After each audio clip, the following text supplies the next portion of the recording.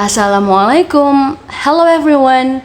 With me Bu Ica in SMA Negeri 2 Lamongan, and in this video we are going to talk about analytical exposition, one of the texts in 11th grade of Bahasa Inggris Tingkat Lanjut, and also a lesson that we learned in 12th grade of high school. Let's learn together. So here, there will be 5 points that we are going to talk about. The first one is the definition, the second one is genetic structure, the third one is communicative purpose, the fourth one is language features, and the last one is example of the text. Let's talk about it one by one.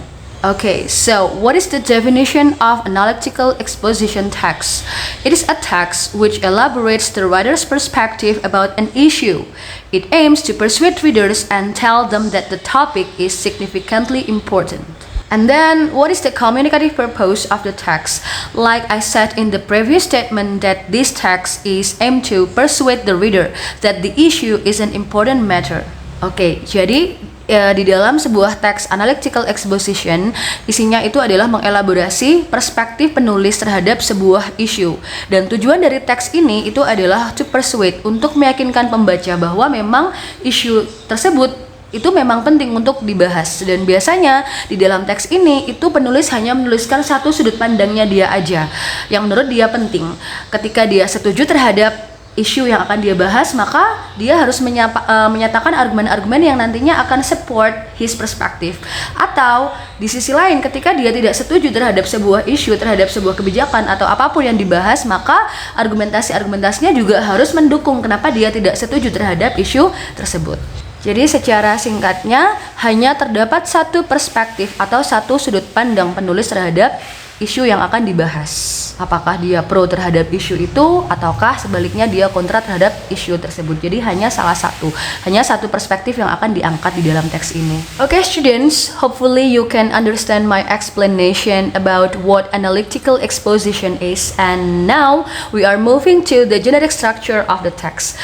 And the first structure, as you can see in the picture, is thesis. So what is thesis? It is opening of the text. It introducing the topics or the problems or the issue and indicates the writer's position. Whether the writer supports the issue or in the other hand, the writer is against the issue. Jadi apa itu tesis? Dalam sebuah teks analytical exposition, tesis itu adalah pembuka teks yang isinya mengenalkan pembaca mengenai topik utama atau pembahasan atau masalah yang akan dibahas secara lanjut oleh penulis, sekaligus menunjukkan sudut pandang penulis, sekaligus menunjukkan perspektif penulis, apakah penulis itu mendukung isu ataukah penulis itu tidak mendukung isu yang akan dia jelaskan secara lanjut di dalam argumentasi. Okay, now we are moving to the second structure of the text, that is arguments. So, what is arguments? This part contains the arguments, how many arguments that the writer want to strengthen his or her position. It can be 1 argument, 2 arguments, 3 arguments, and so on. Jadi di dalam structure arguments ini adalah bagian penulis yang bisa mengungkapkan pendapat atau berapa banyak argumentasi yang dia pakai untuk mendukung, untuk menguatkan perspektif yang dia bawa pada thesis. Bisa jadi 1 argumen, 2 argumen, 3 argumen, dan seterusnya. And the last part of an analytical exposition text is reiteration. What is reiteration? It restates the writer's position, rewrite the main idea, and strengthen the writer's position. In short, this part has the function as a conclusion. Jadi struktur yang ketiga dari sebuah teks analytical exposition itu adalah reiteration, di mana isinya adalah restate, menyatakan kembali posisi penulis, kemudian menuliskan kembali main idenya, kemudian menguatkan the writer's position. Jadi secara singkat, bagian ini itu isinya adalah kesimpulan dari bagian argumentasi yang sudah dia tulis sebelumnya. Okay, students, those are the structures of an analytical exposition text. Hopefully you can understand it well, and now we are moving to the language features of the text. Okay, the first language features used here is the use of simple present tense. Jadi, language features yang pertama adalah penggunaan simple present tense. And then the second features is the use of words expressing feelings or thought. For example, like experience, feel, know, realize, sense, think, etc.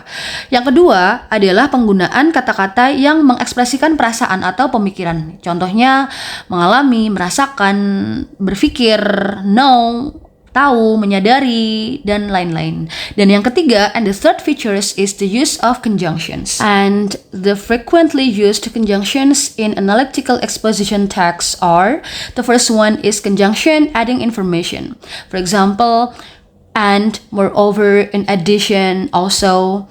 And the second conjunction frequently used are contrasting information. For example, like, but, however, and even though. And the third one is the conjunction of causality. For example, like, because, therefore, thus, consequently, and etc. And about the conjunction, to make you easily understand, I will group those conjunction in an abbreviation so that you can remember it easily in the last part of the video. And now, to give you more understanding about this text, let's go to the example of an analytical exposition text that I took or adopted from Ruang Guru. Okay, now you can take a look at the picture. And the text is about the importance of having breakfast. And if you can see, thesis is in the paragraph in the yellow color. Jadi tesis itu ada pada bagian yang berwarna kuning. Kalian bisa baca di situ bahwa tesisnya itu adalah in a busy morning, people tend to skip their breakfast. Actually, there are many benefits of having breakfast. Here are 2 reasons why it is important. Jadi tesisnya itu berisi bahwa penulis itu menekankan betapa pentingnya sarapan, dan di dalam argumentasinya nanti dia akan menekankan pada 2 alasan kenapa sarapan itu penting. Jadi dalam sudut pandangnya penulis, sarapan itu mempunyai manfaat dan sangat penting. And now just pay attention to the paragraphs in green color. There are 2 arguments mentioned in the paragraphs. The first one is having breakfast helps us feel more focused for the coming day. Jadi argumentasi yang pertama di dalam part argumentasi ini bahwa sarapan itu membantu kita untuk lebih fokus untuk menjalani hari-hari, dan itu kemudian akan dijelaskan pada when we study at school and blah blah blah blah blah blah. And then next paragraph, the second argument of the text is having breakfast will also control our appetite. If we don't eat breakfast, we are much more likely to end up snacking bla bla bla bla bla bla. Kemudian argumentasi yang kedua, kalian bisa lihat ke paragraf yang selanjutnya yang dibawa penulis di situ adalah bahwa sarapan itu juga berfungsi untuk mengatur rasa ingin makan kita, dan itu akan dielaborasi di paragraf yang ketiga. Kalian bisa baca selengkapnya di situ ya. Jadi di dalam teks ini, di dalam structure arguments, penulis membawa 2 argumentasi yang menekankan pentingnya sarapan. And now just take a look at the structure of reiteration, the last structure of the text, that is the 2 reasons above to help us feel more focused and to control our appetite are only some of many reasons out there on why having breakfast is important. Jadi kalau kalian lihat di situ, bagian reiteration itu adalah bagian yang menyimpulkan argumentasi dan juga menyatakan kembali pendapat penulis yang menekankan bahwasanya sarapan itu penting. Jadi intinya reiteration itu adalah kesimpulan dari semua tesis dan juga arguments. Okay, students, what do you think after paying attention to my explanation? Hopefully, you can understand better about an analytical exposition text. And like I said in the previous statement that I will give you the group of conjunctions in an abbreviation so that you can easily remember. Jadi berikut saya Bu Ica tampilkan kelompok konjungsi yang kalian mungkin akan dengan mudah untuk menghafalkannya karena Bu Ica sudah mengelompokkannya dalam bentuk singkatan. Yang pertama adalah the conjunctions of adding information, yang in bahasa Indonesia artinya adalah terlebih lagi atau menambahkan pernyataan. As you can see in the picture, there is IMPF. I refers to in addition, moreover, P besides, and F furthermore. So all of those conjunctions have the similar meaning. Terlebih lagi. And next is contrasting conjunctions.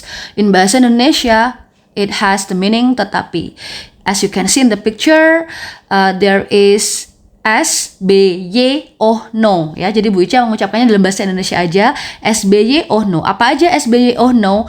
As still, B but, ye, yet, o, on the contrary, ha, however, and nevertheless, o yang kedua, on the other hand, and all of those conjunctions have the similar meaning, that is, tetapi. Okay, next we go to the conjunctions of causality, menyatakan sebab akibat. Kita ke causalnya dulu, yang sebabnya dulu. In bahasa Indonesia artinya karena. Apa aja conjunctionnya? Ada be, f, as, sik, beduo. BF, asik, beduo. Apa aja? B-nya because, F-nya for, S, as, sik, since, and then B yang di bawah itu be, because of, to, due to, o, owing to. Dan semua conjunction tersebut, BF, asik, beduo, itu memiliki arti yang sama, yaitu bermakna karena. Bedanya adalah kalau BF, asik are followed by sentence atau diikuti oleh kalimat, sedangkan part yang bawah yang yang because of, due to, owing to yang ada prepositionnya itu tidak bisa diikuti oleh kalimat, tapi harus diikuti oleh noun or noun phrase. Oke, selanjutnya kita ke conjunctions yang memiliki makna jadi atau yang menunjukkan akibat. So, as you can see in the picture, there are TT cash, TT cash, T, T for thus, T yang kedua ada therefore, C-nya di situ ada consequently, I-nya ada as a result, S-nya ada so, dan H yang di bawah itu hence. Jadi semua conjunction yang sudah saya sebutkan di atas yang TT cash itu memiliki makna jadi atau sehingga yang menyatakan akibat. Okay, students, alhamdulillahirabbil alamin, we have discussed all parts of the analytical exposition text. And hopefully my explanation is quite easy for you to understand so that you can learn it as the preparation for the final exam of the first semester. Selamat belajar anak-anak, semoga video ini bermanfaat untuk menemani kalian belajar. Jangan lupa dicatat hal-hal yang penting, kemudian dipelajari. Selamat ujian akhir semester 1. See you on the next video. Bye-bye. Wassalamualaikum warahmatullahi wabarakatuh.